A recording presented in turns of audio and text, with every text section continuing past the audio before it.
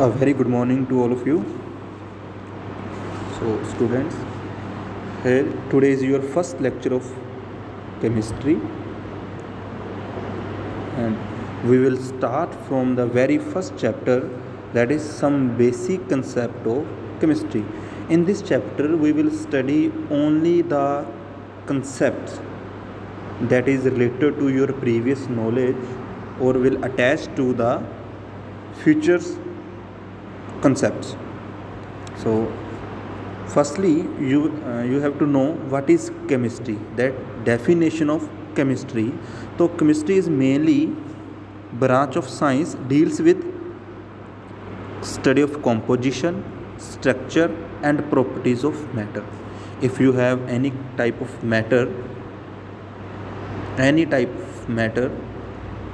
chemistry will study about its structure, how it aligned in 3D, its composition, from which it composed or by which material it is made, or the properties of this particular matter, and the laws associated with this matter.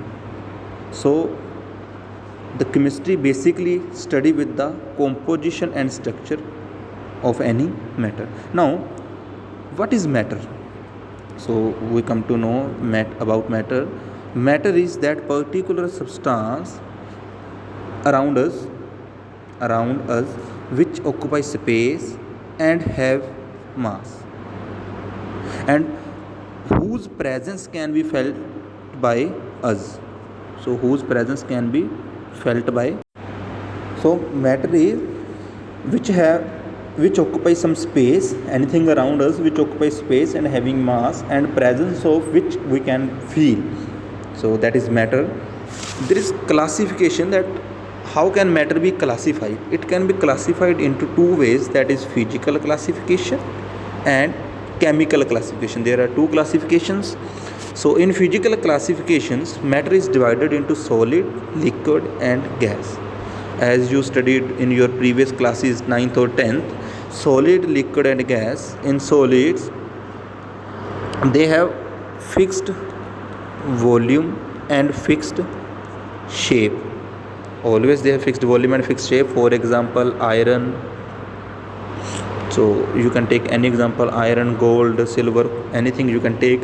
In liquid, volume is fixed volume, but shape is not fixed. For example, water, milk, they acquire the shape of any beaker or any substance in which it is poured in which it is taken. Gases do not have fixed volume, neither have fixed volume nor have fixed shape.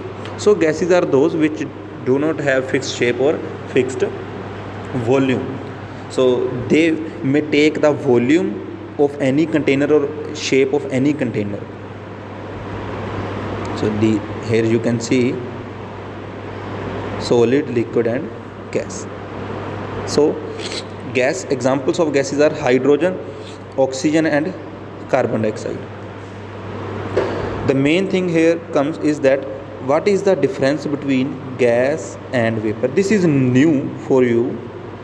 This concept is new for you. What is the difference between gas and vapor? Now, gas is actually when we took any substance at room temperature. If at room temperature any particular substance is present in a gaseous state, it is known as gas.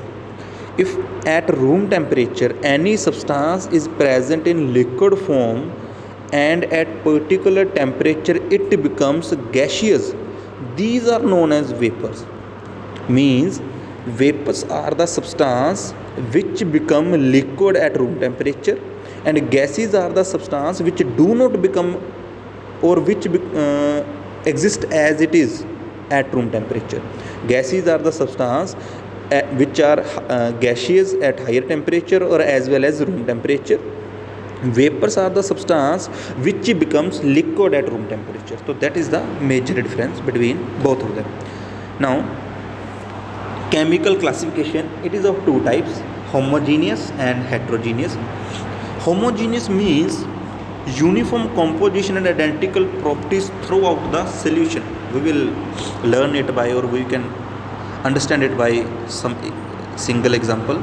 If you have a glass of water, we are adding sugar into it.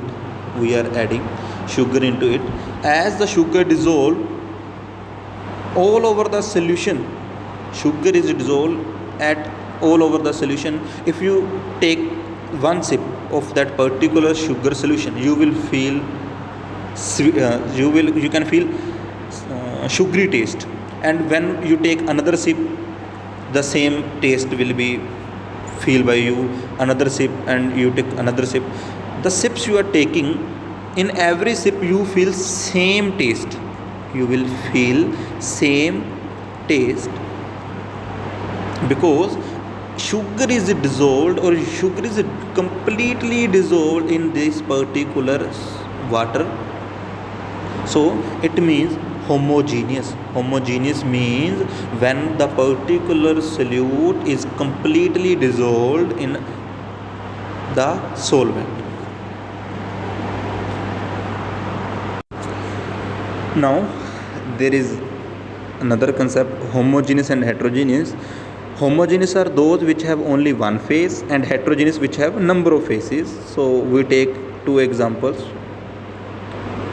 One glass of water is here, one glass of water is here. In first beaker we are adding sugar, in second beaker we are adding oil. When you add sugar in any particular liquid or in water, so the sugar is dissolved completely. You cannot differentiate, or you cannot see two layers. There are only one layer.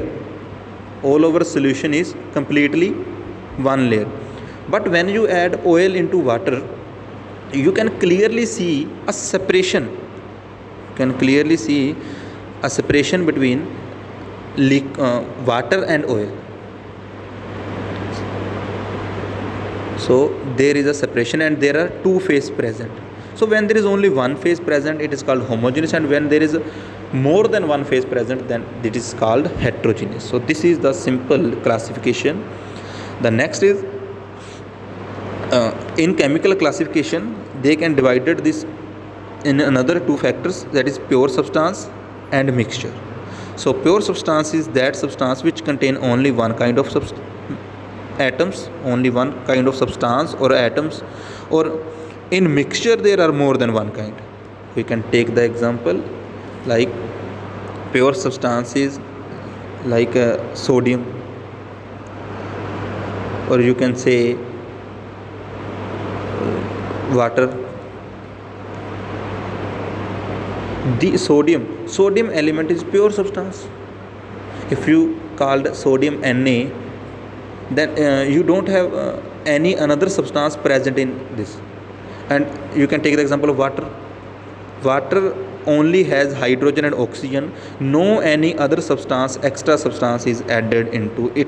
So these are pure substances which do not have any extra mixing or any presence of any particular substance. But in mixtures we have two kind of particles, like iron is pure substance, sulfur is pure substance. But when we mix both of them, then it becomes mixture.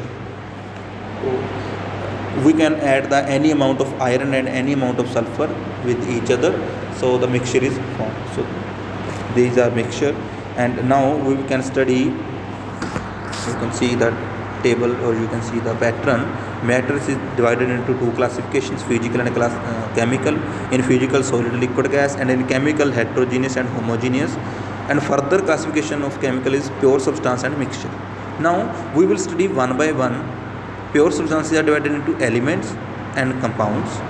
Mixture is divided into homogeneous and heterogeneous. Compound is further divided into inorganic or organic, and element is further divided into metals, non-metals, and metalloids. So this is the total classification of matter. Now we will study what are elements. So elements are those substances which have definite physical and chemical properties, or which can neither be created or nor be broken. Now, no, they cannot be made by any element or from any substance, and they may not be broken in any substance. So, but this is the old definition. As the time passes, we can synthesize some elements from anything. So this is not in syllabus, or this is not in at your level, this is not studied at your level. So element, the new definition of element is that element is defined as pure substance which contain only one kind of particles, which have only one kind of particles. As I say earlier, sodium, if you have 1 lakh molecules of sodium, then this is only sodium. These are called elements. No other element or atoms or molecules are present there. So types of elements are there. Firstly, we will study metals. Metals are those which reflect light and hence possesses luster. Lustrous means shining. You have to shine. Surface is shining. So metals are which conduct electricity and heat, which are malleable, which are ductile. Malleable means forming sheets. Ductile means forming wires. So metals are mostly solid at room temperature. One particular exception is there, mercury. Mercury is a metal but exists as liquid at room temperature. And there are some more examples of metals are copper, silver, gold, etc. Non-metals are those which do not reflect light. Hence it means they are not lustrous. It means they do not have shining surface. But one exception is there, who is non-metal but shines, that is iodine. So iodine is one of the example which is lustrous but is non-metal. So this is one exception. Non-metals are brittle, poor conductor of heat and electricity. They as we discussed, metals exist as solid, but non-metal can exist as solids, liquid and gas. The non-metal exist in all the three states. Examples are hydrogen, nitrogen, oxygen, sulfur. You can take any of the example. Metalloids are those which have the properties of metals as well as non-metals. Their properties of metalloids are in between the metals and non-metals. So examples is arsenic, antimony and bismuth. Compounds. Now what are compounds? First definition of compound is, compounds are those which contains more than one kind of elements. Pure substances containing more than one kind of elements. For example, water. As you can see, it has one hydrogen and oxygen. It has hydrogen and oxygen. So this is known as compound. But the new definition is, compound is, you can see, compound is the substance which has more than one kind of elements or atoms.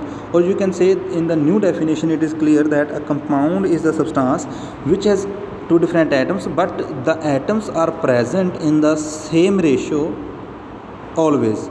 That is, here hydrogen and oxygen are present in the 1:8 by mass everywhere.